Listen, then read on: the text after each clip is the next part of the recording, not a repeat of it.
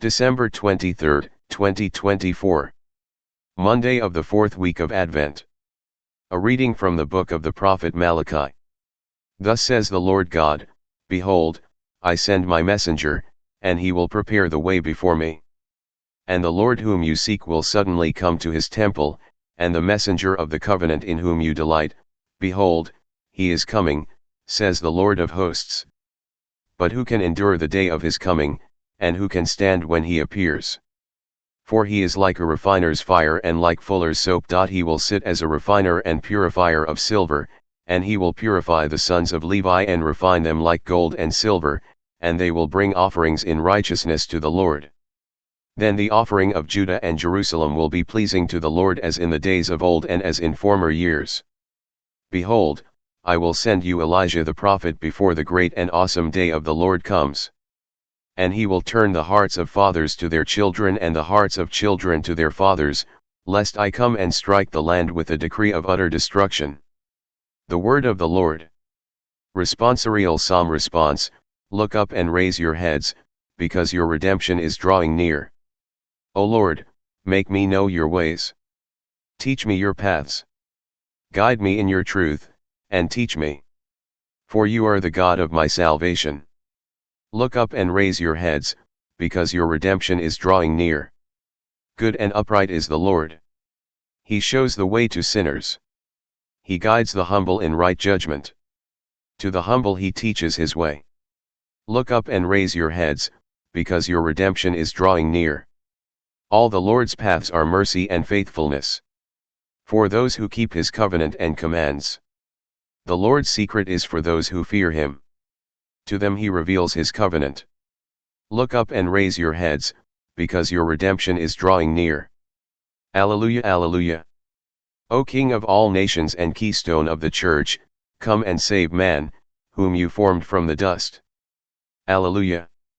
A reading from the Holy Gospel according to Luke. The time came for Elizabeth to give birth, and she bore a son. And her neighbors and relatives heard that the Lord had shown great mercy to her, and they rejoiced with her. And on the 8th day they came to circumcise the child.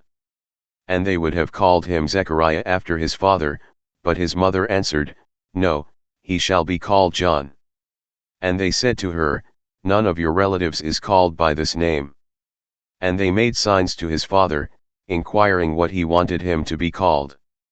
And he asked for a writing tablet and wrote, His name is John.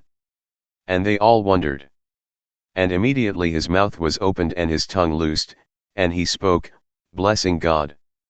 And fear came on all their neighbors.